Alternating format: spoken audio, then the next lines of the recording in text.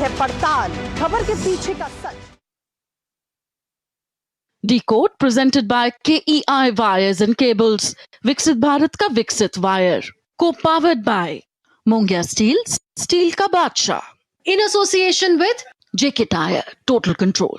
सभी पशुपालकों की पसंद, देश का नंबर 1 कपिला पशु आहार.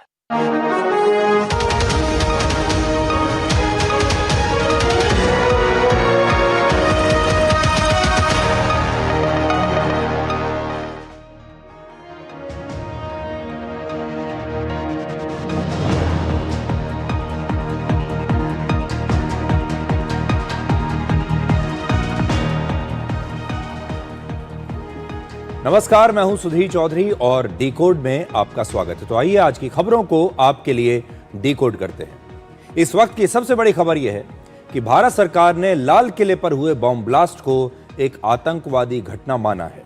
भारत सरकार ने कहा है कि इस आतंकवादी घटना के पीछे देश विरोधी ताकतें हैं और साथ ही भारत सरकार ने आतंकवाद के प्रति अपनी जीरो टॉलरेंस की पॉलिसी को भी दोहराया है और कहा है कि इसके पीछे यानी इस आतंकवादी घटना के पीछे जिन भी लोगों का हाथ होगा उनके खिलाफ सख्त कार्रवाई की जाएगी। इसके साथ ही आपको आज ये भी बताएंगे कि कैसे हमारी सुरक्षा एजेंसियों ने देश को एक बहुत बड़े हमले से बचा लिया। जांच में पता चला है कि ये आतंकवादी दिवाली के मौके पर एक बड़ा हमला करना चाहते थे, जिसमें ये नाकाम रहे और अब ये अगले साल 26 जनवरी पर यानी गणतंत्र दिवस के मौके पर एक बड़ा आतंकवादी हमला करने की योजना बना रहे थे। इसके बाद आपको दिखाएंगे कि आंध्र प्रदेश के तिरुपति मंदिर में पिछले 5 साल से कैसे मिलावटी घी सप्लाई हो रहा था। अब नई जांच में पता चला है कि उत्तराखंड की एक कंपनी पिछले 5 साल से पामोलिन और केमिकल्स से बना सिंथेटिक घी इस मंदिर में सप्लाई कर रही थी। इसका मतलब कि पिछले कई सालों से आप तिरुपति मंदिर का जो प्रसाद खा रहे थे वो शायद इसी सिंथेटिक यानी नकली घी से बना हुआ था। और आखिर में आपको भारतीय मीडिया की ब्रेकिंग न्यूज वाली रेस दिखाएंगे, जिसमें जीतने के लिए कई न्यूज चैनल्स ने फिल्म स्टार धर्मेंद्र की मृत्यु की फर्जी खबर चला दी, जबकि धर्मेंद्र बिल्कुल सही सलामत हैं और आज अस्पताल से डिस्चार्ज होकर वापस अपने घर आ गए हैं। लेकिन ये जो खबर है ये आज पूरे देश के लोगों की जुबान पर चढ़ी हुई है और घर घर में लोग इसके बारे में बात कर रहे हैं कि धर्मेंद्र अस्पताल में थे, जीवित थे, लेकिन उनकी मृत्यु की खबर भारत के मीडिया ने चला दी। आज इसका भी एक विश्लेषण करेंगे, एक आत्म विश्लेषण करेंगे। लेकिन आज की सबसे बड़ी खबर यह है कि भारत सरकार ने 10 नवंबर को लाल किले पर हुए ब्लास्ट को एक आतंकवादी घटना माना है। भारत सरकार ने कहा है कि इस आतंकवादी घटना के पीछे देश विरोधी ताकतें हैं और इसके साथ ही सरकार ने आतंकवाद के प्रति अपनी जीरो टॉलरेंस की पॉलिसी को दोहराया है। सरकार ने यह भी कहा है कि चाहे वो आतंकवादी हों, आतंकवादियों के सहयोगी हों या फिर आतंकवादियों के स्पॉन्सर्स हों, इस आतंकवादी हमले के पीछे जिन भी लोगों का हाथ होगा उनके खिलाफ सख्त कार्रवाई की जाएगी। सरकार ने कहा है कि इस आतंकी हमले की जांच की निगरानी सर्वोच्च स्तर पर लगातार भारत सरकार कर रही है और ये सभी फैसले आज कैबिनेट की बैठक में लिए गए अब से थोड़ी देर पहले। और इस बैठक में लाल किले के बॉम्ब ब्लास्ट में मारे गए लोगों को श्रद्धांजलि देते हुए 2 मिनट का मौन भी रखा गया। तस्वीरें आप देख रहे हैं, ये कैबिनेट बैठक की जो आज शाम को हुई है, जो उस कैबिनेट बैठक की तस्वीरें हैं जिसमें यह रेजोल्यूशन पास किया गया है।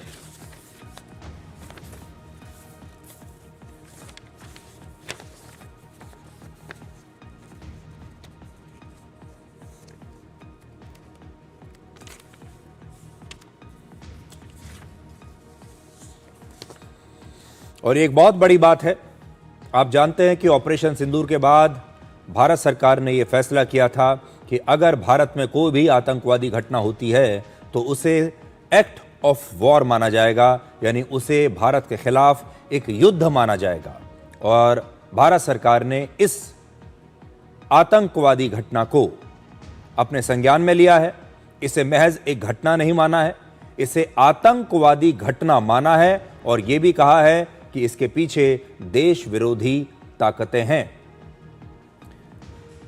मेरे हाथ में वो रेजोल्यूशन की कॉपी है जो प्रस्ताव पारित किया गया है आज भारत सरकार द्वारा, और मैं ये जानता हूं कि आज पाकिस्तान भी सांस रोककर यह देख रहा होगा कि प्रधानमंत्री मोदी की अध्यक्षता में भारत सरकार की कैबिनेट की बैठक हो रही है और देखते हैं कि उसमें क्या प्रस्ताव पारित होता है।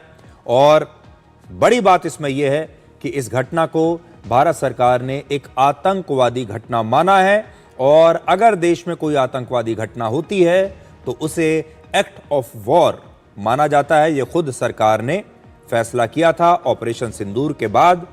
और इसमें लिखा है कि 10 नवंबर 2025 की शाम को लाल किले के पास कार विस्फोट के माध्यम से देश विरोधी ताकतों द्वारा जघन्य आतंकवादी घटना को अंजाम दिया गया। और मंत्रिमंडल कठोर शब्दों में इस घटना की निंदा करता है, यह इसमें लिखा हुआ है। और साथ ही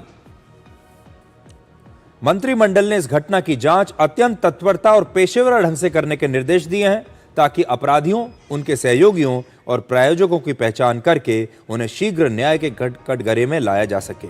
और सरकार सर्वोच्च स्तर पर इसकी निगरानी जरूर करेगी। और साथ ही सरकार ने यह भी कहा है कि जो जीरो टॉलरेंस की जो पॉलिसी है सरकार की, उसे दोहराया है। जो कैबिनेट ने आज कहा है कि हम आतंकवाद पर हमारी जीरो टॉलरेंस की जो पॉलिसी है उसे हम दोहराते हैं और उसे हर कीमत पर हम लागू करेंगे। तो इस पर जीरो टॉलरेंस की पॉलिसी भारत सरकार लागू करेगी। लेकिन बड़ी बात यह है कि इसमें रेजोल्यूशन में भारत सरकार ने पाकिस्तान का नाम अभी नहीं लिया है। सो पाकिस्तान अभी कुछ दिनों के लिए राहत की सांस ले सकता है, क्योंकि अभी इसका नाम इस प्रस्ताव में नहीं है। पाकिस्तान का नाम हमने नहीं लिया है। हमने कहा है देश विरोधी ताकतें, और हमने यह भी कहा है कि यह आतंकवाद की घटना थी, इसके पीछे आतंकवादी हैं। अब उन आतंकवादियों के तार कहां जुड़े हुए हैं, इन आतंकवादियों के प्रायोजक कौन हैं, इन आतंकवादियों के हैंडलर्स कौन हैं, इनका रिमोट कंट्रोल कहां पर है, यह पूरी प्लानिंग हमारे देश में हुई या किसी दूसरे देश में हुई, यह जांच का विषय है। और इसीलिए अभी इन सारी बातों को खाली छोड़ा गया है। इनके बारे में कोई टिप्पणी आज के प्रस्ताव में नहीं की गई है। और इसका मतलब यह है कि भारत सरकार जांच पूरी होने का इंतजार करेगी, और जांच में ये सारी बातें पता चलेंगी कि जो आतंकवादियों का नेटवर्क हमारे देश में काम कर रहा था, ये इसके पीछे कौन है, इसके हैंडलर्स कौन है, पैसा कहां से आ रहा था, हथियार कहां से आ रहा था, और सारी प्लानिंग कहां से हो रही थी। और जिस दिन इसके बारे में पता चला और जब इसके तार पता चलेंगे तो उस दिन देश का नाम भी सामने आ जाएगा। तो इसलिए आज एक कड़ी पूरी हुई है, वो ये है कि हमने माना है कि आतंकवादी घटना है, लेकिन अभी पाकिस्तान का नाम नहीं लिया है, देश विरोधी ताकतों का नाम इसमें लिखा है। और थोड़े दिन के बाद पता चलेगा कि इसके तार कहां थे। आज प्रधानमंत्री मोदी भूटान के दौरे से वापस लौटने के तुरंत बाद दिल्ली एयरपोर्ट से सीधे एलएनजेपी अस्पताल पहुंचे, जहां पर उन्होंने लाल किला बम धमाके में घायल लोगों से सीधे अस्पताल में जाकर मुलाकात की, उनका हालचाल पूछा। और प्रधानमंत्री मोदी ने घायलों से मिलने के बाद सोशल मीडिया पर एक पोस्ट शेयर किया है, जिसमें उन्होंने लिखा कि धमाके की साजिश करने वालों को सजा मिलेगी। Those behind the conspiracy will be brought to justice। एक लाइन में उन्होंने अपनी मंशा साफ कर दी है। इससे पहले कल भूटान की राजधानी थिम्पू में भी उन्होंने साफ साफ कहा था कि इस धमाके के दोषियों को बख्शा नहीं जाएगा। और लगातार दूसरे दिन प्रधानमंत्री मोदी के ऐसे बयान का मतलब यही है कि आतंकवाद के खिलाफ बड़ी कार्रवाई हो सकती है। भारत सरकार किसी भी स्तर पर जाने के लिए तैयार है, और आतंकवाद के खिलाफ जब हमने सोच ही लिया है कि हमें ये लड़ाई लड़नी है, युद्ध हमें लड़ना है, तो फिर हमें इसे निर्णायक स्तर पर ले जाना पड़ेगा, चाहे उसके लिए हमें कुछ भी करना पड़े। इसलिए मामले की गंभीरता को समझिए। पिछले 2 दिनों में प्रधानमंत्री मोदी के 2 बयान आ चुके हैं। दोनों बयान सख्त हैं। प्रधानमंत्री मोदी खुद आज अस्पताल में गए हैं घायलों से मिलने के लिए। गंभीरता को समझिए आप। और फिर भारत सरकार की कैबिनेट की बैठक होती है और कैबिनेट की बैठक में यह प्रस्ताव पास होता है जिसमें बताया जाता है कि यह एक आतंकवादी घटना है, इसके पीछे मतलब आतंकवादी हैं और अब जांच में यह पता चलाया जाएगा कि इन आतंकवादियों के पीछे कौन है, क्या पाकिस्तान है, क्या कोई दूसरी ताकत है। अब आपको आज की एक और बड़ी खबर बताते हैं जिससे सुनकर आप हैरान रह जाएंगे। अब जब जांच शुरू हुई है तो पता चल रहा है कि दिल्ली में लाल किले के पास धमाका करने वाले आतंकवादियों की मूल योजना, असली जो प्लानिंग थी, वो दिवाली पर बड़ा हमला करने की थी। तो सोचिए, जो दिवाली अभी थोड़े दिन पहले गई है, जिसे आपने धूमधाम से मनाया, उस दिवाली पर बड़ा आतंकवादी हमला करने की योजना थी। लेकिन उस समय सुरक्षा एजेंसियों की सख्ती की वजह से, हमारी जो सुरक्षा एजेंसियां हैं, उन्होंने कोई चूक नहीं होने दी। उसकी वजह से ये आतंकवादी दिवाली पर कोई बड़ा धमाका नहीं कर पाए और तब इन्होंने अपना अगला लक्ष्य रखा 26 जनवरी 2026, यानी अगले साल का भारत का गणतंत्र दिवस।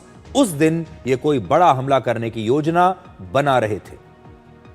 आतंकवाद के इस डॉक्टर मॉड्यूल में अब तक 6 डॉक्टरों की गिरफ्तारी हो चुकी है और इनमें से एक डॉक्टर ने पूछताछ में इस हमले के बारे में, इस योजना के बारे में बता दिया है। इस डॉक्टर का नाम है डॉक्टर मुजम्मिल शकील और अलग अलग जो रिपोर्ट्स आ रही हैं, जिनमें कुछ मीडिया की रिपोर्ट्स भी हैं, उनके मुताबिक डॉक्टर मुजम्मिल ने इस साल जनवरी के पहले हफ्ते में कई बार लाल किले के आसपास का दौरा किया था, वहां जाकर रेकी की थी। तो सोचिए, इसी साल जनवरी के महीने में यह व्यक्ति लाल किले के आसपास घूम रहा था और यह जानकारी डॉक्टर मुजम्मिल के मोबाइल डेटा और लाल किले के आसपास लगे सीसीटीवी कैमरों की जांच करने के बाद साबित हो चुकी है कि यह जो व्यक्ति है डॉक्टर मुजम्मिल शकील, यह लाल किले के आसपास घूम रहा था, रेकी कर रहा था और देख रहा था कि वहां कैसे हमला हो सकता है। डॉक्टर मुजम्मिल शकील के साथ एक और डॉक्टर जिसका नाम है डॉक्टर उमर मोहम्मद नबी, उसने भी लाल किले की सुरक्षा व्यवस्था और वहां आने वाली भीड़ के पैटर्न को स्टडी किया था। अब यह डॉक्टर तो अभी बचा नहीं है, यह वही डॉक्टर है जो इस कार में मौजूद था और यह बात खुद इस हमले की जांच कर रहे अधिकारियों ने बताई है। यानी इस साल 26 जनवरी को ही इन आतंकवादियों ने लाल किले की सुरक्षा के बारे में पूरी जानकारी ली थी। लाल किले पर बहुत ज्यादा सुरक्षा इंतजाम होते हैं, जिसे देखने के लिए ये दोनों आतंकवादी वहां पर गए थे और हो सकता है कि आतंकवादियों ने उस सुरक्षा इंतजाम को देखने के बाद उसके हिसाब से ही अपनी अगली तैयारी की हो। 26 जनवरी को लाल किले पर कोई कार्यक्रम तो नहीं होता, लेकिन गणतंत्र दिवस की परेड राष्ट्रपति भवन से शुरू होकर लाल किले तक जाती है। अब पुलिस डॉक्टर मुजम्मिल के कॉल रिकॉर्ड्स, उसके मैसेजेस, ईमेल्स और उसके दूसरे डिजिटल फुटप्रिंट्स की जांच कर रही है ताकि यह पता चल सके कि इस मामले के लिए विस्फोटक कहां से आए और इसके लिए पैसा कहां से आ रहा था। इन डॉक्टर्स ने दिवाली पर भी दिल्ली के भीड़ भाड़ वाले इलाकों में हमला करने की प्लानिंग की थी, लेकिन कड़ी सुरक्षा व्यवस्था के कारण तब ये ऐसा कर नहीं पाए और इसलिए इन्होंने अपने फैसले को टाल दिया, या कह लीजिए कि इन्हें इस फैसले को टालना पड़ा।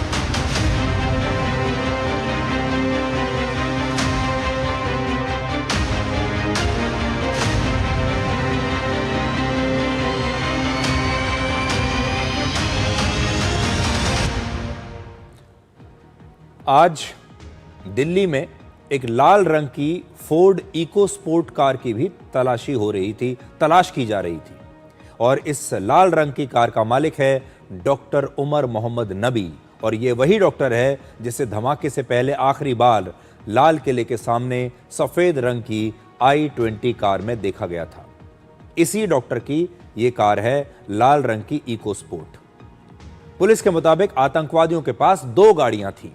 पहली कार में 10 नवंबर को लाल किले के पास धमाका हो चुका है और कुछ घंटों पहले ये लाल रंग की इको स्पोर्ट कार फरीदाबाद के खंदावली गांव में मिली है और ये कार दिल्ली में रजिस्टर्ड है। इसका नंबर आप अपनी स्क्रीन पर देख सकते हैं, ये दिल्ली का रजिस्ट्रेशन नंबर है। फरीदाबाद में इस कार के मिलने का एक मतलब यह भी है कि इस इलाके में अभी और आतंकवादी या आतंकवादियों के सहयोगी छिपे हो सकते हैं।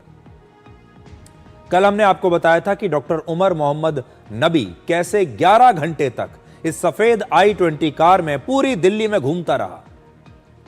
उसे समझ नहीं आ रहा था कि कहां जाके किस ठिकाने पर जाकर वो छुपे और उसकी कार में विस्फोटक भी था। लगातार वो घूमता रहा एक जगह से दूसरी जगह पूरे दिल्ली में और फिर आखिर में 6:52 पर उसकी चलती कार में लाल किले के पास यह धमाका हो गया और इसी में यह डॉक्टर मारा गया होगा। अभी तक सारे अंदाजे यही कह रहे हैं कि यह डॉक्टर इस धमाके में मारा गया है। आज इस पर एक नया अपडेट आया है और वो ये कि धमाके से ठीक पहले यही डॉक्टर यानी डॉक्टर उमर दिल्ली के कमला मार्केट के फैज इलाही मस्जिद में 3 घंटे तक रहा और वहां पर उसने नमाज भी अदा की। यानी मरने से पहले, इस धमाके से पहले यह मस्जिद गया था और इन 3 घंटों में क्या क्या हुआ, डॉक्टर उमर किस किस से मिला, अब इसकी जांच हो रही है। और इस मस्जिद से बाहर निकलने के बाद शाम 6:52 पर लाल किले के ही सामने डॉक्टर उमर की कार में यह धमाका हुआ था। जैश-ए मोहम्मद के इस स्लीपर सेल की सबसे बड़ी भूमिका निभाने वाली आतंकवादी है डॉक्टर शाहीन सईद। ये जो महिला की तस्वीर आप देख रहे हैं, यही है डॉक्टर शाहीन सईद। इसकी भूमिका बहुत महत्वपूर्ण है और यह फरीदाबाद के अल फलाह हॉस्पिटल में काम करती है।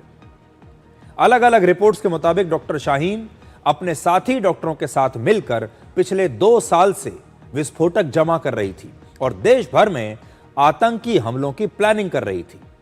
डॉक्टर शाहीन ने यह भी बताया है कि जब भी उसकी मुलाकात डॉक्टर उमर मोहम्मद नबी से होती थी तो उमर कहता था कि पूरे देश में कई आतंकवादी हमले करने हैं। डॉक्टर शाहीन जैश-ए मोहम्मद के एक नए आतंकवादी संगठन जमात-उल मोमिनात के लिए आतंकवादियों की भर्ती करती थी। जैश-ए मोहम्मद के प्रमुख मसूद अजहर की बहन सादिया अजहर भी को बताया जाता है कि वो इस संगठन के प्रमुख है और डॉक्टर शाहीन सीधे सादिया अजहर के संपर्क में थी। यानी जैश-ए मोहम्मद के संपर्क में ये महिला डॉक्टर थी जो फरीदाबाद में रहती थी।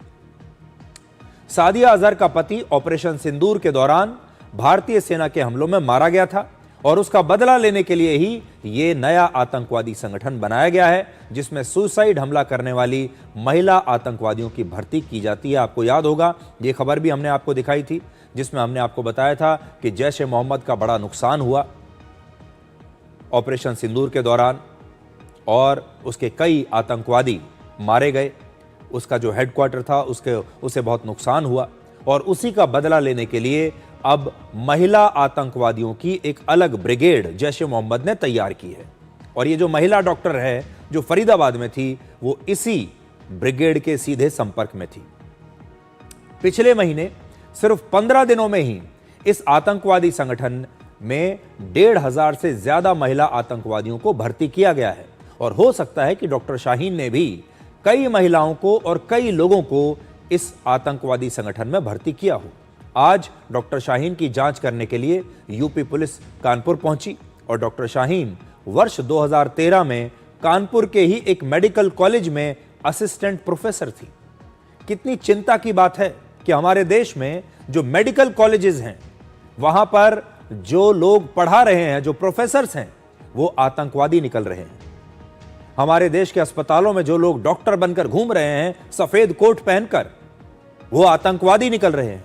और आज कानपुर के जॉइंट पुलिस कमिश्नर ने कहा कि कानपुर में डॉक्टर शाहीन से जुड़े लोगों से अब पूछताछ चल रही है और कानपुर में ही डॉक्टर शाहीन के पूर्व पति भी रहते हैं, जिनका कहना है कि डॉक्टर शाहीन विदेश जाना चाहती थी और इसी वजह से इन दोनों के बीच तलाक हुआ था। अब इस डॉक्टर के पूर्व पति के बयान को सुनिए। मेरा जो है वो शादी में मेरी 2012-13 में मेरा डिवोर्स हो गया। उसके बाद मेरा कोई उतना कनेक्शन नहीं रहा, कोई भी रिलेशनशिप नहीं रहा। ना मुझे ये पता था कि वो है कहाँ पे, प्रेजेंट टाइम में भी कहीं नहीं कुछ पता था। और जब से वो गई हैं तब से उनसे मेरा कोई कंटैक्ट नहीं रहा।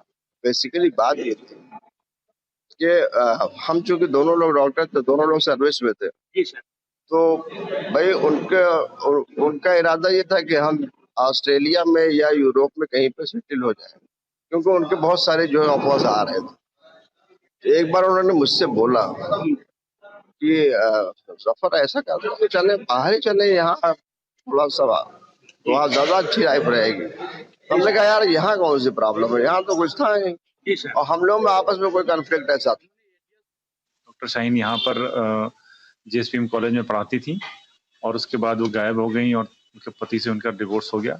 ये सब जानकारी हम लोग को प्राप्त हुई। हम लोग ये पता लगाने की कोशिश कर रहे हैं कि उनके साथ कौन लोग संपर्क में थे जो उनको सहयोग कर रहे थे। इस तरह की जो डिटेल्स होती हैं जो हमारे पुलिसिंग के काम में काम आती हैं, जो जानकारियाँ, और उसी के सिलसिले में हम लोगों ने कई लोगों से पूछताछ के लिए उनको थानों पर बुलवाया है। पूछताछ चल रही है। वाइटल जानकारियाँ जो मिली हैं वो हम लोग शेयर करेंगे। तो देखिए, ये महिला डॉक्टर, इसकी शादी टूटी और इसके पूर्व पति का कहना है कि ये विदेश जाना चाहती थी। इस समय तक डॉक्टरों के टेरर मॉड्यूल में दक्षिण कश्मीर के 4 डॉक्टर गिरफ्तार हो चुके हैं। दक्षिणी कश्मीर के पुलवामा में एक गांव है जिसका नाम है कोइल। ये पुलवामा के पास गांव है और आतंकवादियों के स्लीपर सेल में सिर्फ इस अकेले गांव के ही 2 डॉक्टर्स हैं। पहला डॉक्टर मुजम्मिल शकील और दूसरा डॉक्टर उमर मोहम्मद नबी। वही डॉक्टर उमर मोहम्मद नबी जो उस दिन I-20 कार चला रहा था जिसमें ब्लास्ट हुआ। इस गांव में इन दोनों के घरों के बीच सिर्फ 800 मीटर की दूरी है। तो सोचिए, दक्षिण कश्मीर में पुलवामा में एक ऐसा गांव जिसमें 2 डॉक्टर रहते हैं और दोनों आतंकवादी हैं। अब यह सोचकर देखिए कि क्या इस गांव में सिर्फ यही दोनों लोग होंगे जो आतंकवादी हैं? हो सकता है बाकी के लोग भी हों। हो सकता है एक बहुत बड़ा नेटवर्क अभी भी वहां पर मौजूद हो। इस बात की जांच होनी चाहिए। ये दोनों एक साथ मेडिकल कॉलेज में जाकर डॉक्टर बने और फिर एक साथ ही आतंकवादी बन गए। लेकिन उन मेडिकल कॉलेजेस में क्या सिर्फ ये दोनों ही आतंकवादी बने होंगे? उस गांव में, उस गांव के आसपास इलाके में क्या सिर्फ यही 2 लोग हैं, बाकी के लोग नहीं होंगे? ऐसा कैसे हो सकता है? डॉक्टर मुजम्मिल शकील से पूछताछ के बाद इस स्लीपर सेल के एक और डॉक्टर की गिरफ्तारी सहारनपुर से हुई थी।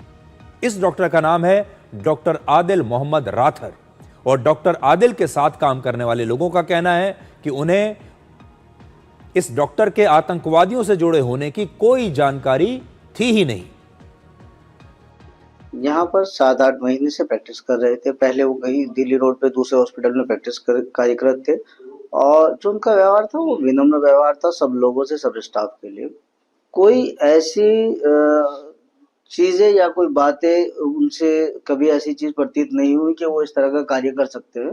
नॉर्मल एक डॉक्टर की तरह वो पेशेंट देखते थे, आते थे, अपना वर्क करते थे और चले जाते थे। कभी इस तरह की चीजें हमें नहीं दिखाई दी। बहुत बड़ी बात है कि पढ़े लिखे और इतने हाईली एजुकेटेड होने के बाद पर्सन इस तरह की चीजें करता है। ये बहुत ही बड़ा एक अपने आप में बदनुमा दाग है। ऐसी कहानियां पता चल रही हैं इस आतंकवादी हमले के बाद कि किसी पर विश्वास करने का मन नहीं करता।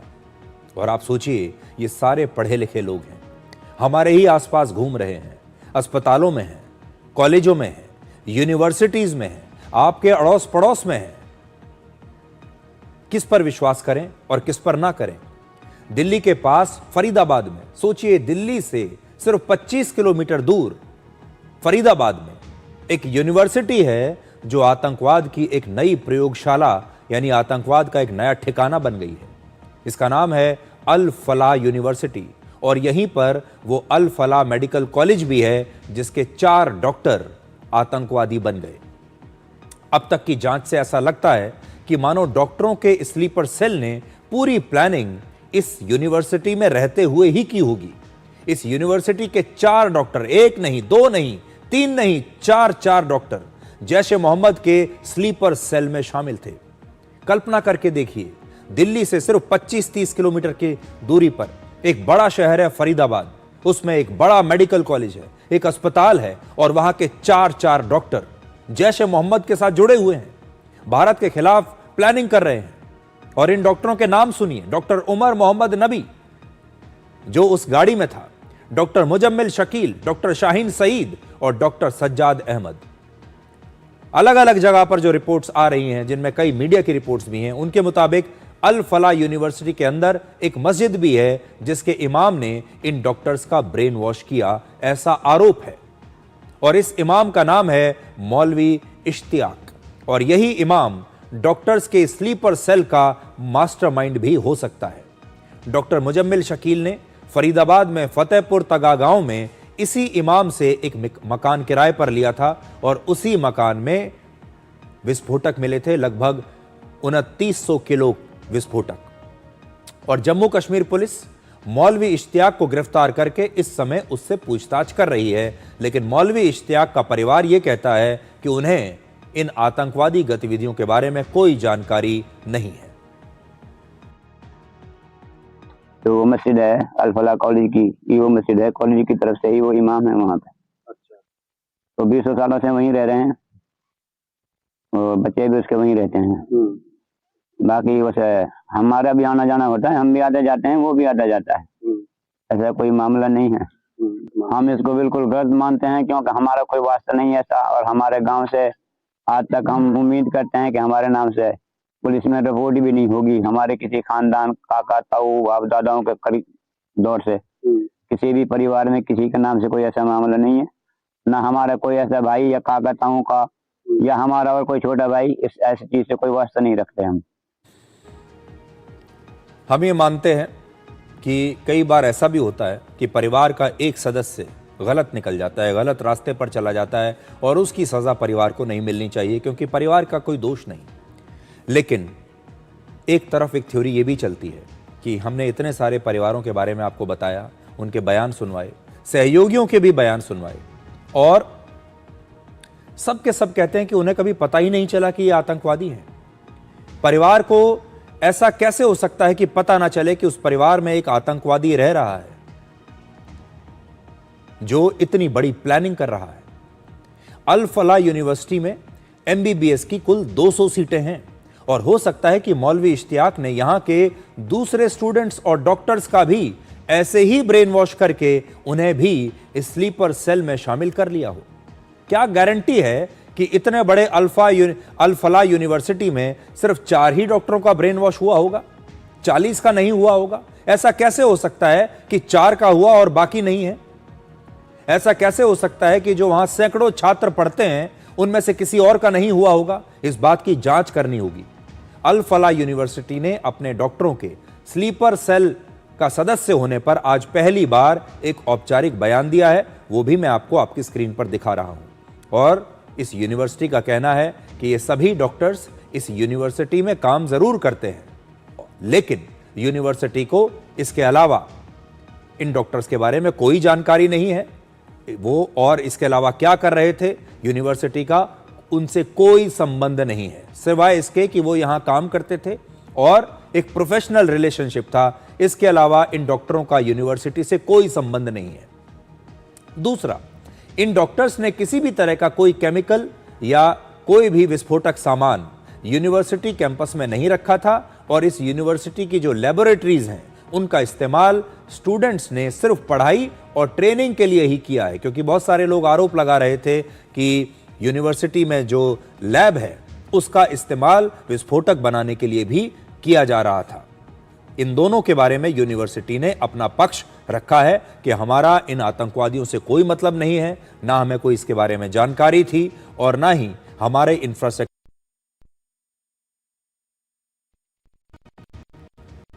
सोचिए, डॉक्टर उमर मोहम्मद नबी, डॉक्टर मुजम्मिल शकील और डॉक्टर शाहीन सईद, ये तीनों डॉक्टर्स अल फला यूनिवर्सिटी के कैंपस में ही रहते थे। यहीं पर काम करते थे और यहीं पर रहते भी थे, 24 घंटे इसी कैंपस में रहते थे। इसका मतलब है कि इन डॉक्टर्स ने इसी कैंपस में हमले की प्लानिंग भी की होगी और विस्फोटक कहां रखना है उसके बारे में भी तैयारी की होगी। इस कैंपस में न जाने कितनी मीटिंग्स हुई होंगी, कितने षड्यंत्र रचे गए होंगे। अब हम कह नहीं सकते कि यूनिवर्सिटी का जो मैनेजमेंट है उसे इसकी जानकारी होगी या नहीं, ये तो बाद में जांच में पता चलेगा।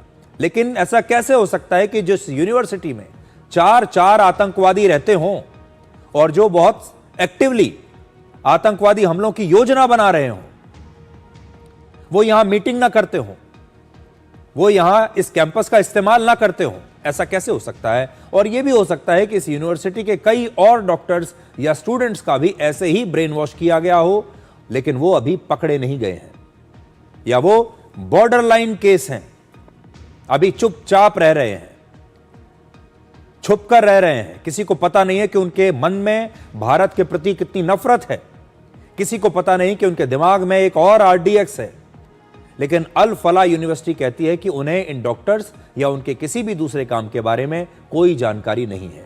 आज फरीदाबाद की इस अल फला यूनिवर्सिटी में एनआईए, एसटीएफ, यूपी की एटीएस, ये सारी फोर्सेस, हरियाणा पुलिस और जम्मू कश्मीर पुलिस की टीम पहुंची और उन्होंने यहां पर सभी प्रोफेसर्स और छात्रों से पूछताछ की है।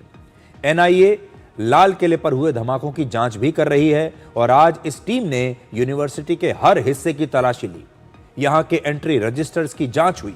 इससे पहले कल भी यूनिवर्सिटी के कई जूनियर डॉक्टर से पूछताछ की गई थी और अलग अलग रिपोर्ट्स के मुताबिक इस यूनिवर्सिटी में 40% जो स्टूडेंट्स हैं वो जम्मू कश्मीर से आते हैं और इस यूनिवर्सिटी के कुछ प्रोफेसर्स ने तुर्की की यात्रा भी की है। आप जानते हैं तुर्की का बैकग्राउंड क्या है? तुर्की एक ऐसा देश है जिसे आज आप अपना दोस्त तो कम से कम नहीं कह सकते। कुछ महीने पहले इसी गांव से कुछ ग्रेनेड्स भी बरामद हुए थे।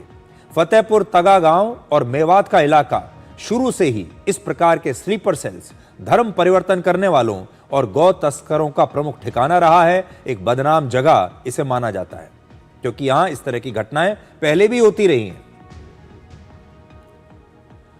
और हम लगातार पहले दिन से आपसे कह रहे हैं कि इस बम ब्लास्ट के बाद भारत के अंदर पहली बार व्हाइट कॉलर टेररिज्म दिखाई दिया है, जिसमें अच्छे अच्छे घरों के पढ़े लिखे युवा आतंकवादी बन रहे हैं।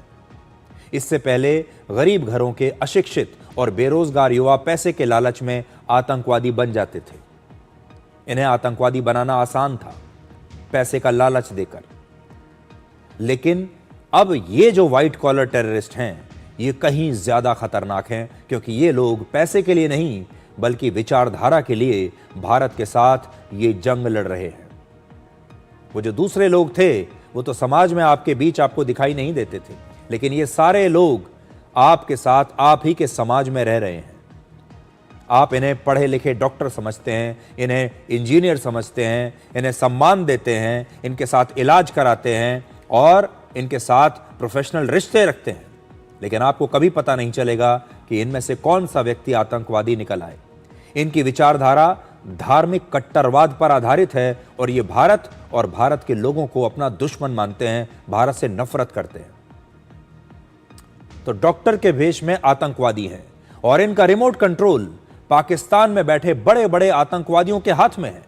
अब तक इस स्लीपर सेल के 6 डॉक्टर्स गिरफ्तार हो चुके हैं। सोचिए ये कैसी विडंबना है कि एक नहीं 6 डॉक्टर्स, भारत के मेडिकल कॉलेज में पढ़े हुए डॉक्टर्स भारत के ही खिलाफ आतंकवादी हमलों की योजना बना रहे हैं। और डॉक्टर उमर मोहम्मद नबी जो फरीदाबाद में अल फला मेडिकल कॉलेज में काम करता था, ये डॉक्टर है।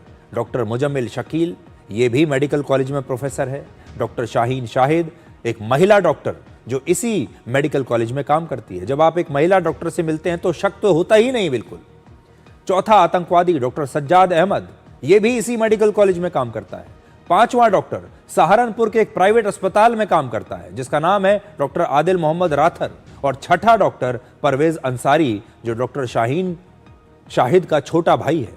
और इन 6 में से 4 डॉक्टर एक ही यूनिवर्सिटी यानी अल फला मेडिकल कॉलेज में काम करते हैं। ये जो डॉक्टरों का टेरर मॉड्यूल है यह आतंकवाद का नया फुटप्रिंट है जिसमें सिर्फ व्हाइट कॉलर प्रोफेशनल्स हैं, पढ़े लिखे हैं, अच्छे परिवारों से आते हैं। अब आतंकवादी सिर्फ सीमा पार से नहीं आ रहे, बल्कि ये आतंकवादी जो हैं इनका एक नया भौगोलिक और सामाजिक विस्तार हो रहा है। इस पूरे मॉड्यूल के जरिए देश के अंदर से ही हाईली एजुकेटेड प्रोफेशनल्स, अच्छे अच्छे घरों के लोग जो हिंदी बोलते हैं, अंग्रेजी बोलते हैं, अच्छे घरों के सम्मानजनक लोग लगते हैं, उनका एक नेटवर्क तैयार किया जा रहा था और देश भर से प्रोफेशनल्स की भर्ती की जा रही थी। यह एक पैन इंडिया नेटवर्क था, पूरे देश में फैला हुआ, जो पुलवामा, कुलगाम, फरीदाबाद और दिल्ली के बीच एक्टिव था। यह पूरा नेटवर्क पाकिस्तान के आतंकवादी संगठन जैश ए मोहम्मद के लिए काम करता था और इस मॉड्यूल की कमान डॉक्टरों के पास थी जो आतंक के इस इंटेलेक्चुअल फ्रंट के तौर पर काम करते थे।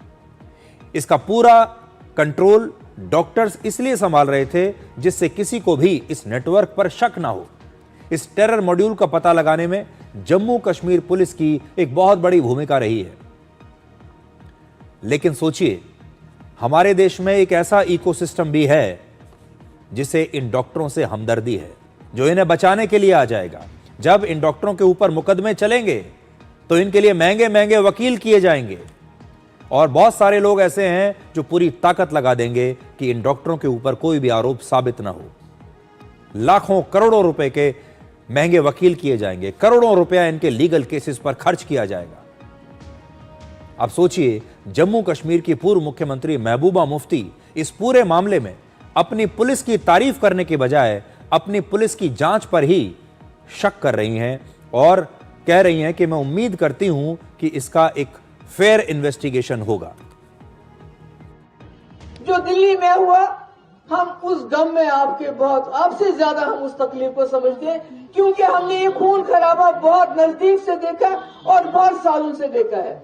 आपसे गुजारिश है, एक तो इसकी इन्वेस्टिगेशन जल्द होनी चाहिए और साफ सुथरी इन्वेस्टिगेशन होनी चाहिए। दूसरा, जिन खानदानों से ये ताल्लुक रखते हैं, उनके माँ बाप, भाई बहन, वो मुजरिम नहीं है, उनको मुजरिम मत समझो। क्योंकि मैंने खुद देखा टीवी पे, जिस तरह एक डॉक्टर के बाप, उसका क्या कसूर है, उसके मुंह पे काला कपड़ा डाल के उसको धक्के घसीटा जा रहा था। ये अच्छी बात नहीं है। अभी तो खाली जुर्म साबित नहीं हुआ, अभी तो शक की बुनियाद पे आप माँ बाप, भाई बहन को पकड़ के ले जा रहे हो, उनको घसीट रहे हो। मुझे लगता है ये ऐसा नहीं होना चाहिए। हम तकलीफ समझते हैं आपकी। यहां एक बात महबूबा मुफ्ती जैसे नेताओं को भी समझनी चाहिए कि आतंकवाद के इतने बड़े मॉड्यूल की जांच में आरोपी के परिवार के लोग भी एक महत्वपूर्ण कड़ी होते हैं। उनसे पूछताछ तो करनी ही पड़ती है। परिवार के सदस्यों के पास फोन रिकॉर्ड और इलेक्ट्रॉनिक सबूत भी होते हैं जो आरोपियों से जुड़े होते हैं। कई बार परिवार के सदस्यों के डीएनए का इस्तेमाल भी घटनाओं को जोड़ने के लिए किया जाता है। इसलिए पुलिस की जांच पर सवाल उठाने के बजाय पुलिस पर भरोसा किया जाना चाहिए और ऐसे मामलों में परिवार के लोगों से पूछताछ होती है, सहयोगियों से पूछताछ होती है, अड़ोस पड़ोस के लोगों से पूछताछ होती है, जो उनके दोस्त होते हैं उनसे भी पूछताछ होती है, वरना जानकारियां कहां से आएंगी। लेकिन ऐसे में इन्वेस्टिगेशन को रोकने के लिए, उसे भटकाने के लिए फिर ये आरोप लगाए जाने शुरू हो जाते हैं कि देखिए परिवार को परेशान किया जा रहा है, जो बेकसूर लोग हैं उन्हें भी परेशान किया जा रहा है। हमें एक बात समझनी होगी कि आज हम आजादी की बात करते हैं, संविधान की बात करते हैं, मानवाधिकारों की बात करते हैं, लोकतंत्र की बात करते हैं, लेकिन यह आजादी अगर बची ही नहीं तो आप किस आजादी की बात करेंगे? सबसे पहले उस आजादी को बचाना जरूरी है, सबसे पहले उस देश को बचाना जरूरी है। और जो देश इस तरह के क्राइसिस से गुजरते हैं, वहां पर अपने नागरिकों को कुछ समय के लिए अपने मानव अधिकारों को कई बार भूलना भी पड़ता है। इजराइल जैसे देशों को आप देखिए, वो कब से संघर्ष लगातार करते आ रहे हैं। अब तो वहां के लोगों को आदत पड़ चुकी है कि कैसे अपनी रक्षा करनी है और कैसे अपने देश के साथ खड़े रहना है। इसलिए ये एक देश की चुनौती है, एक राष्ट्र की चुनौती है। ये किसी एक सरकार की चुनौती नहीं है, किसी एक पार्टी की चुनौती नहीं है, किसी एक शहर, किसी एक धर्म के लोगों की चुनौती नहीं है। ये देश की चुनौती है और इस देश में जो भी रहता है उसे अपना अपना रोल निभाना पड़ेगा। कुछ ना कुछ, कहीं ना कहीं अपना कर्तव्य निभाना पड़ेगा। अगर आपको अपने जीवन में, अपने सुखों में, अपनी खुशियों में कहीं कोई कॉम्प्रोमाइज करना पड़ता है तो कई बार वो भी करना पड़ेगा देश के लिए। अब आपको यह बताते हैं कि कैसे पाकिस्तान अपनी राजधानी इस्लामाबाद में एक नए हमले के लिए भारत को जिम्मेदार ठहरा रहा है। आप सोचिए, ये एक मजाक की तरह है। हम पिछले कितने दशकों में यही सुनते आए हैं कि पाकिस्तान भारत में लगातार आतंकवादी भेजता है, लहूलुहान हमें करता है, हमारे यहां जो हमले होते हैं उसमें पाकिस्तान का हाथ होता है। लेकिन अब एक नया मजाक, हमने कभी सोचा नहीं था कि ऐसा दिन भी आएगा जब पाकिस्तान यह कहेगा कि वहां होने वाले हमलों में भारत का हाथ है। कल यानी 11 नवंबर को इस्लामाबाद में एक कार में बम धमाका हुआ जिसमें 12 लोग मारे गए और वहां के प्रधानमंत्री शहबाज शरीफ ने इस हमले के लिए भारत पर आरोप लगाए हैं। सोचिए, अब उल्टी गंगा बह रही है। अब तक तो भारत में होने वाले आतंकवादी हमले और धमाकों में पाकिस्तान के आतंकवादियों और खुफिया एजेंसियों का नाम आता था, लेकिन ऑपरेशन सिंदूर के बाद से पाकिस्तान में जैसे ही कोई हमला होता है वो तुरंत भारत पर आरोप लगाते हैं। ये उल्टी गंगा बह रही है। इस हमले की जिम्मेदारी पाकिस्तान के ही एक आतंकवादी संगठन ने ली है जिसका नाम है तहरीक-ए-तालिबान पाकिस्तान, और ये अफगानिस्तान के तालिबान का सहयोगी संगठन है। पूरी दुनिया जानती है कि तालिबान को पाकिस्तान ने ही पैसा दिया, हथियार दिया, ट्रेनिंग दी, पाल पोस कर बड़ा किया। आज वही तालिबान पाकिस्तान के पीछे लगा है। अब आप जैश-ए-मोहम्मद के इस पोस्टर को ध्यान के आतंकवादी नेटवर्क का सबसे पहले खुलासा हुआ था। तो कैसे पोस्टर की जांच करते करते हम असली आतंकवादियों तक पहुंच गए, यह बड़ी दिलचस्प कहानी है। जम्मू कश्मीर की पुलिस इस पोस्टर से पहले अल फला यूनिवर्सिटी में डॉक्टरों के टेरर नेटवर्क तक पहुंच गई। डॉक्टर मुजम्मिल शकील ने 27 अक्टूबर को जम्मू कश्मीर के श्रीनगर में जैश-ए-मोहम्मद का यह पोस्टर लगाया था।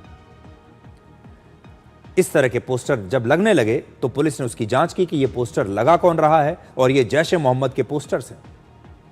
पुलिस ने जांच की, सीसीटीवी वीडियोस देखे और उसमें उन्हें डॉक्टर मुजम्मिल दिखाई दिया जो ये पोस्टर लगा रहा था। ये कहानी कुछ ऐसी है मानो छपा पोस्टर और निकले आतंकवादी और डॉक्टर, और ये पूरी कहानी किसी वेब सीरीज की तरह है।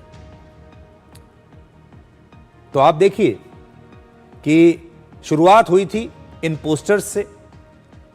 जम्मू कश्मीर पुलिस ने जांच करनी शुरू की कि ये पोस्टर्स कौन लगा रहा है। उसके बाद ये डॉक्टर दिखाई दिया, फिर इस डॉक्टर के पीछे गए, फिर इसे अरेस्ट किया, फिर इससे पूछताछ की और उसके बाद ये डॉक्टरों का जो पूरा नेटवर्क था आतंकवादियों का, उसकी परतें खुलती चली गईं और जम्मू कश्मीर पुलिस फरीदाबाद तक पहुंच गई। जो कहानी एक पोस्टर से शुरू हुई थी। और कई बार ऐसा होता है कि हमारे आसपास बहुत सारी चीज़ें हो रही होती हैं, हम उन्हें बहुत मामूली सी घटना मानकर छोड़ देते हैं, कभी उन पर ध्यान भी नहीं देते, लेकिन उन घटनाओं के पीछे कई बार बहुत बड़े बड़े लोगों का हाथ होता है। उन घटनाओं के पीछे कई बहुत खतरनाक इरादे होते हैं। इस कहानी से आपको ये पता चलता है। इसलिए आप हमेशा चौकन्ने रहिए।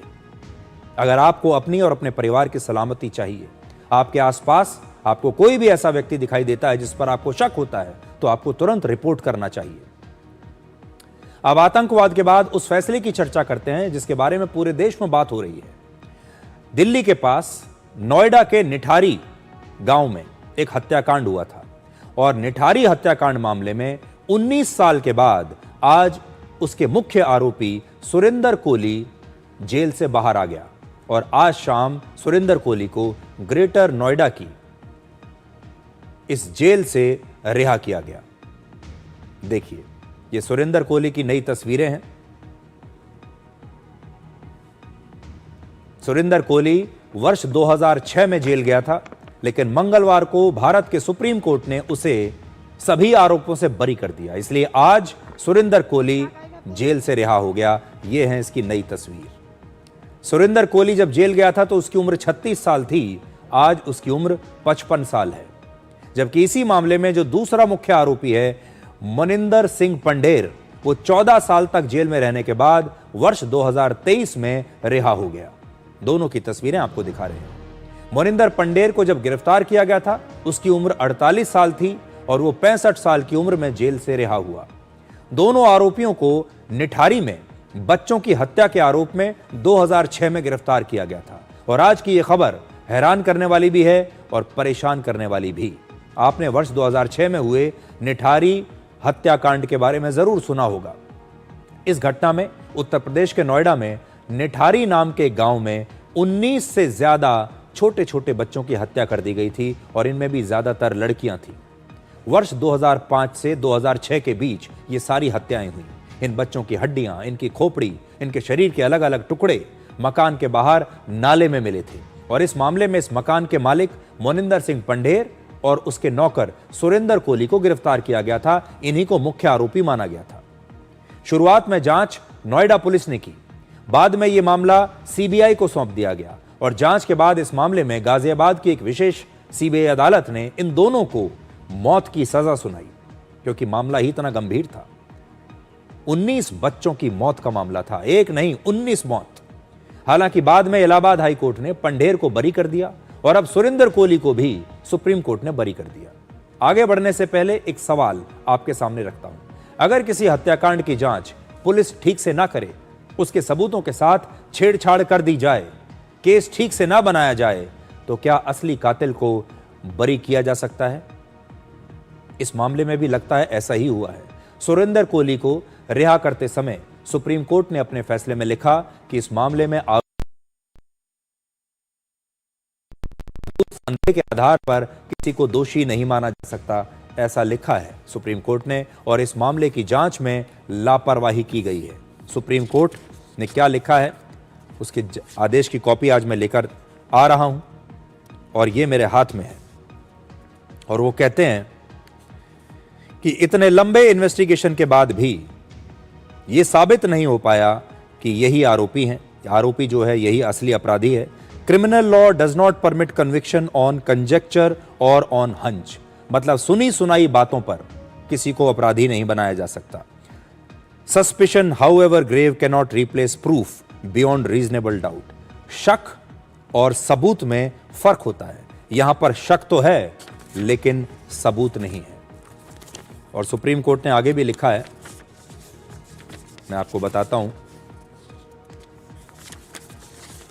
सुप्रीम कोर्ट कहता है the investigation did not adequately examine obvious witnesses from the household and neighbourhood and did not pursue material leads including the organ trade angle flagged by governmental committee. तो वो ये कहते हैं कि इन्वेस्टिगेशन में बहुत सारी कमियां हैं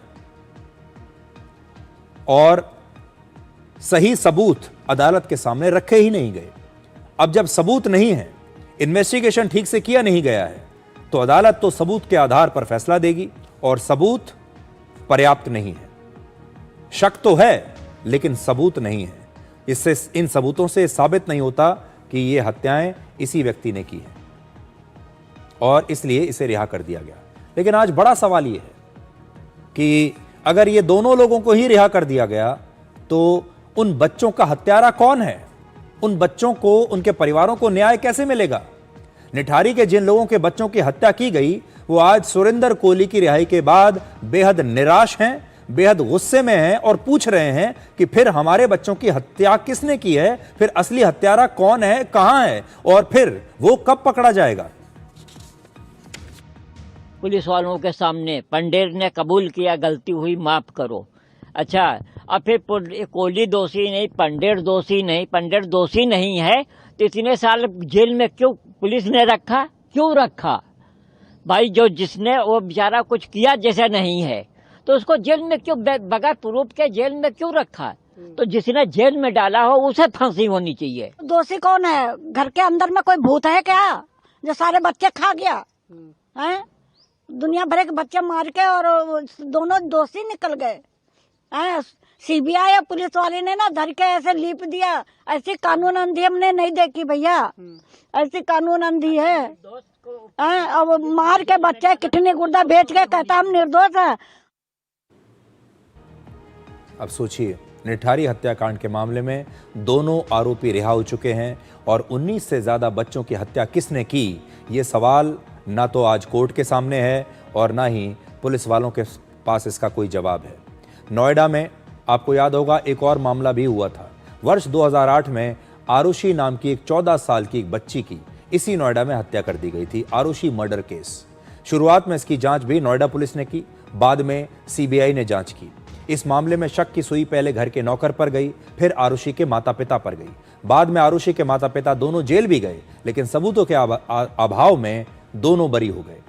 नोएडा का आरुषि हत्याकांड हो या फिर निठारी में बच्चों की हत्या, इन दोनों मामलों की पूरे देश में चर्चा हुई, सवाल उठे, लेकिन इसका जवाब आज तक नोएडा पुलिस के पास नहीं है। यह भी नहीं समझ में आया कि आरुषि की हत्या किसने की, और अब निठारी में भी यह समझ में नहीं आ रहा कि 19 बच्चों की हत्या किसने की।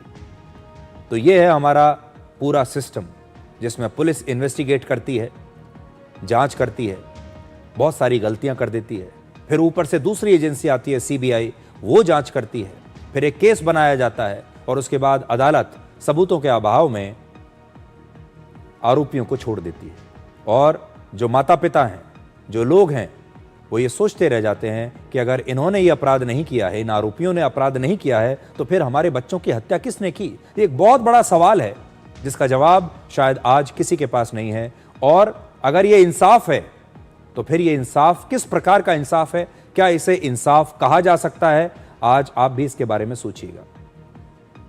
अब एक छोटा सा ब्रेक के बाद आपको दिखाएंगे कि कैसे आंध्र प्रदेश के तिरुपति मंदिर में पिछले 5 साल से मिलावटी घी सप्लाई हो रहा था और हमारी आस्था के साथ इतना बड़ा खिलवाड़ किया जा रहा था। आप में से बहुत सारे लोगों ने इस दौरान पिछले वर्षों में तिरुपति मंदिर का प्रसाद खाया होगा, अपने परिवार में दोस्तों को दिया भी होगा खाने के लिए, और आज आपको यह पता चलता है कि इसमें नकली घी मिला था।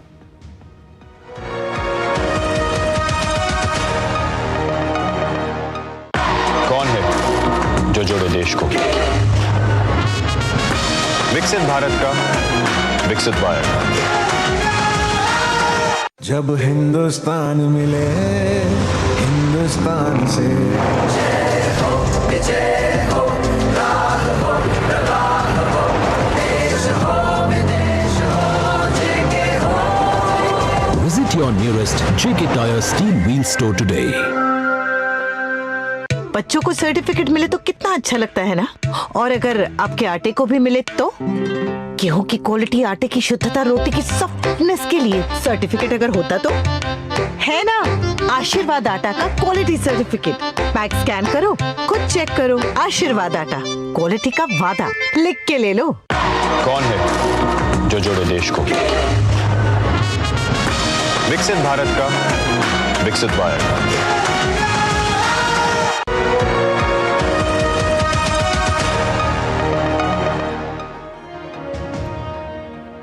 आप में से सभी लोगों ने या ज्यादातर लोगों ने कभी ना कभी आंध्र प्रदेश के तिरुपति बालाजी मंदिर का प्रसाद जरूर खाया होगा। हमारे समाज में ये प्रथा है कि जब आप तिरुपति जाते हैं, वहाँ प्रसाद खाते हैं, वहाँ से प्रसाद लाकर अपने परिवार को भी खिलाते हैं, दोस्तों रिश्तेदारों को भी आप देते हैं, ऑफिस में अगर आपके साथी हैं उन्हें भी वो प्रसाद बांटते हैं। आपने प्रसाद बहुत ही पवित्र भाव से खाया होगा और बच्चों को भी खिलाया होगा, और प्रसाद को खाते समय आपने सोचा होगा कि ये दुनिया में सबसे पवित्र चीज़ है। लेकिन अब जांच में पता चला है कि इस प्रसाद में मिलावट थी। तिरुपति में बनने वाले लड्डू में मिलावटी घी के इस्तेमाल होने के आरोप लगे थे, आपको याद होगा। इसके बाद सुप्रीम कोर्ट ने इसकी जांच के लिए एक कमेटी बनाई और इस जांच रिपोर्ट में अब कमेटी ने जांच पूरी कर ली है और कमेटी की जांच रिपोर्ट में खुलासा हुआ है कि तिरुपति मंदिर को वर्ष 2019 से 2024 के बीच करीब 68 लाख किलो मिलावटी घी सप्लाई किया गया, जिसकी कीमत लगभग 250 करोड़ रुपए है। जिस कंपनी ने घी सप्लाई किया उसने कभी भी ना तो कोई दूध खरीदा ना ही मक्खन खरीदा, फिर भी यह कंपनी पिछले 5 साल से पामोलिन, पाम ऑयल और केमिकल से बना सिंथेटिक घी, देसी घी कहकर इस मंदिर को सप्लाई कर रही थी। सोचिए, जिस कंपनी ने कभी दूध ही नहीं खरीदा तो घी बनाया किससे? इस कंपनी ने घी सप्लाई करने के लिए सारे फर्जी दस्तावेजों का इस्तेमाल किया। उत्तराखंड की इस कंपनी का नाम है भोले बाबा ऑर्गेनिक डेयरी। सोचिए, भगवान का नाम इस्तेमाल कर रहे हैं, भोले बाबा, ऑर्गेनिक डेयरी, एक के बाद एक झूठ। पहला तो भगवान का नाम इस्तेमाल करके उसे बदनाम कर रहे हैं और फिर कहते हैं कि यह ऑर्गेनिक डेयरी है और इस कंपनी के मालिक का नाम है पोमिल जैन और विपिन जैन। हमारे देश में अगर कोई बॉम्ब ब्लास्ट हो जाता है तो सुरक्षा एजेंसियों से सवाल किया जाता है कि आप क्या कर रहे थे, लेकिन जब देश में इतने बड़े पैमाने पर मिलावट हो रही है तो सवाल होना चाहिए food safety and standards authority of India से। यह उनकी जिम्मेदारी है। आज हमारे देश में मिलावट आम बात हो चुकी है। वर्ष 2020 में मिलावट इसमें 38,000 केस दर्ज हुए, जिसमें कई क्रिमिनल केस भी थे। लेकिन हमारे देश में मिलावट के मामले इससे कई गुना ज्यादा हैं, क्योंकि मिलावट के जो लाखों मामले हैं वो कभी दर्ज ही नहीं हो पाते। हमारे देश में नकली दूध, नकली घी और नकली पनीर खुले में बिक रहा है। राजस्थान कोऑपरेटिव डेयरी फेडरेशन ने इस साल दूध की शुद्धता की जांच के लिए एक बड़ा अभियान चलाया। इस जांच में 97% दूध के सैंपल मिलावटी पाए गए। Consumer guidance society of India की एक रिपोर्ट के मुताबिक वर्ष 2020 में महाराष्ट्र में 79% दूध में मिलावट पाई गई। इसी साल अप्रैल के महीने में नोएडा और ग्रेटर नोएडा के फूड डिपार्टमेंट ने बताया था कि उसने पनीर के 122 सैंपल्स की जांच की, जिसमें 83% पे मिलावट थी और 40% पनीर ऐसा था जिसे खाने से गंभीर बीमारियां हो सकती हैं। पिछले महीने ही दिवाली से पहले FSSAI ने दिल्ली और NCR में करीब 550 किलोग्राम नकली पनीर जब्त किया था। हमारे देश में माता पिता हमेशा बच्चों को दूध पीने की सलाह देते हैं। भारत को हमेशा से दूध दही का देश कहा जाता है। पूरी दुनिया में सबसे ज्यादा दूध का उत्पादन भारत में होता है। हमारे यहाँ रोज 66 करोड़ लीटर से ज्यादा दूध का उत्पादन होता है, लेकिन आज सबसे ज्यादा मिलावटी दूध भी हमारे देश में ही बिक रहा है। चीन में खाने पीने में मिलावट करना एक बहुत बड़ा अपराध माना जाता है। अगर मिलावट का मामला बेहद गंभीर नहीं है तो भी 5 साल तक की सजा होती है और जुर्माना लगता है। लेकिन अगर मिलावटी खाने या पीने से किसी की मौत हो जाए या सेहत को नुकसान हो जाए तो दोषी को उम्र कैद या फांसी की सजा भी चीन में होती है। देश के 146 करोड़ लोगों को सेहतमंद रखने के लिए जरूरी है कि अब हमारे देश में मिलावट के खिलाफ सख्त कार्रवाई की जाए। वो दिन कब आएगा? लेकिन सोचिए, हमारे देश में पैसा कमाने वाले बेईमान लोगों ने मंदिरों को भी नहीं छोड़ा, भगवान को भी नहीं छोड़ा। भगवान के नाम पर अपनी कंपनी बनाते हैं और उस भगवान के सबसे बड़े आस्था के केंद्र में नकली घी सप्लाई करते हैं। वर्षों तक 250 करोड़ रुपए का नकली घी सप्लाई करते हैं, पैसा बनाते हैं, लोगों की स्वास्थ्य से खिलवाड़ करते हैं, उनके आस्था से खिलवाड़ करते हैं। आज आप सोचिए, आप में से कितने सारे लोगों ने पिछले 5 साल में तिरुपति मंदिर से ये लड्डू लिया होगा या प्रसाद लिया होगा, खुद खाया होगा और अपने परिवार दोस्तों को भी दिया होगा, और आज पता चलता है कि इसके अंदर नकली घी था। इस पर सख्त से सख्त कार्रवाई होनी चाहिए और अब समय आ गया है कि मिलावट को हमारे देश में एक बहुत बड़ी समस्या के तौर पर देखा जाना चाहिए। एक छोटे से ब्रेक के बाद डिकोड जिंदगी में आपको दिखाएंगे आज का विचार।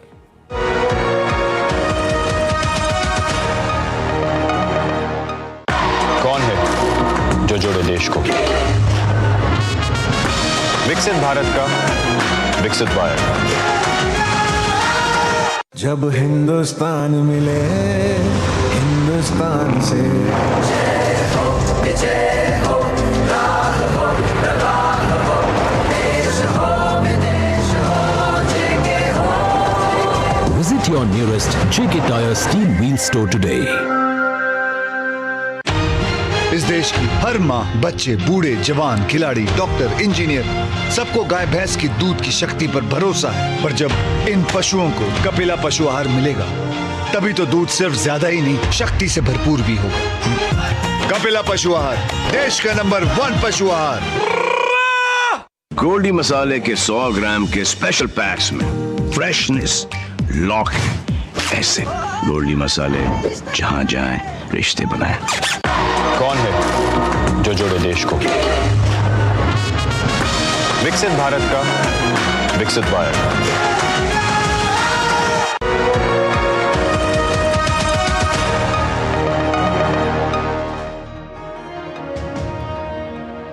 तो आज के लिए डिकोड में इतना ही। अब आपसे हमारी अगली मुलाकात होगी कल रात 9 बजे। तब तक आप खुश रहिए, सुरक्षित रहिए, स्वस्थ रहिए और प्यार और सम्मान के लिए बेशक झुक जाइए, लेकिन झुककर सम्मान और प्यार कभी मत मांगिए। नमस्कार।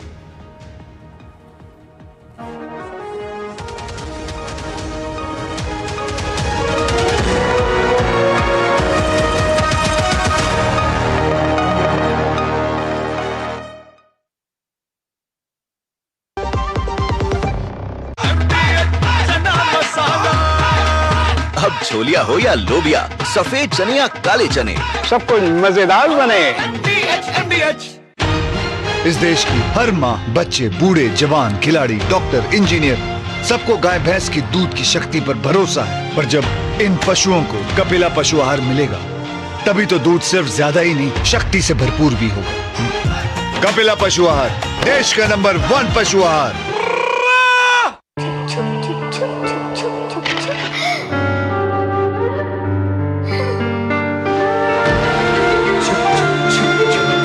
आ जाओ। Yes papa. जिंदगी किसी के लिए नहीं रुकती, हम भी आपको कहाँ रुकने देंगे। जिंदगी के हर मोड़ पर LIC है तो इंश्योर्ड है। LIC, हर पल आपके साथ। 80 करोड़ लोगों को मुफ्त राशन की सौगात है। 1 नहीं 2 नहीं, ये 5 साल तक की बात है। मुफ्त में आपको अन्न मिलेगा, हर परिवार हर मंथ मिलेगा, कहीं भी किसी भी राशन की दुकान से मिलेगा। ये मोदी की गारंटी है। जी हाँ, प्रधानमंत्री गरीब कल्याण अन्न योजना के तहत 1 जनवरी 2024 से आने वाले 5 सालों तक गरीब और अंत्योदय परिवारों को हर माह मुफ्त राशन मिल रहा है। मुसीबतों की छुट्टी, मोदी की गारंटी। इच्छाओं की कोई उम्र नहीं होती, आज हो या कल आंखों में हरदम चमकती। कल भी रहे आज के ठाट, ना हो टेंशन रिटायरमेंट के बाद। हाँ, करनी है तैयारी, NPS जरूरी है।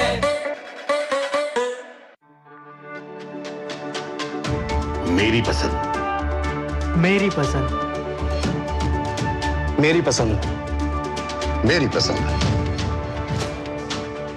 हमारी पसंद, हम सबकी पसंद। मजबूत देश का मजबूत सरिया मोंगिया स्टील। कौन है जो जोड़े देश को?